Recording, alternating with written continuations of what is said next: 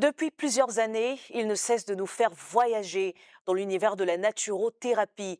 Docteur Aka Félix, vous le reconnaissez sans doute, il est naturothérapeute, hygiéniste et il cumule 43 années de pratique.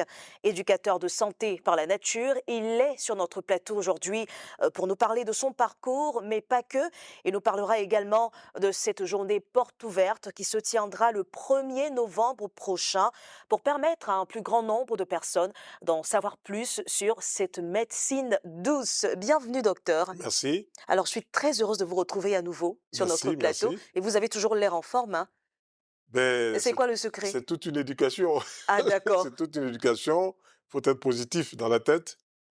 Il faut se libérer des tracasseries quotidiennes. Il faut manger sainement, dormir à des heures régulières, faire un peu de marche. Et puis, même quand on dit dormir, il faut pouvoir placer son lit dans la bonne position. Ah d'accord, parce que placer son lit dans la bonne position, Oui, c'est aussi important. oui, c'est important. Vous avez 4 points cardinaux. Oui, L'Est, l'Ouest, le Nord, le Sud. L'idéal serait de placer sa tête au nord et ses pieds au sud. Quand vous prenez sur votre portable, vous regardez, vous touchez, vous allez voir que le portable va vous donner le nord. mhm, Donc, si le nord est devant vous, derrière vous, c'est le sud, à votre droite, c'est l'est, à votre gauche, c'est l'ouest. Il serait bon de placer le lit, la tête au nord. Donc, notre tête d'accord. au nord, puis nos pieds au sud. Là, on bénéficie directement des courants telluriques qui partent du pôle nord au pôle sud. C'est pour ça qu'on les appelle les pôles. Ok, Pôle nord, pôle sud. Si on met sa tête si on met ses pieds au pôle nord et sa tête au pôle sud, on inverse les courants. Et il y a beaucoup de maladies aujourd'hui qui sont découvertes par le fait qu'on est dans une maison qui est comme une cage à Faraday, c'est-à-dire il y a trop d'électricité. J'ai vu cet ami-là qui est venu me voir et me dit, je ne dors pas.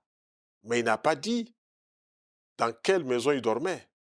Là où il se couchait, il y avait au moins 4 appareils qu'on appelle d'ordinateurs. Il travaillait, électroménager, voilà, qui étaient consort, oui. branchés. Mhm. Et tous ces ordinateurs dégageaient des ondes électromagnétiques qui n'étaient pas bonnes pour lui. D'accord. Donc, quand il a fini d'utiliser ces appareils, l'idéal serait qu'il débranche les appareils. Mais il les laissait et puis il dormait dedans.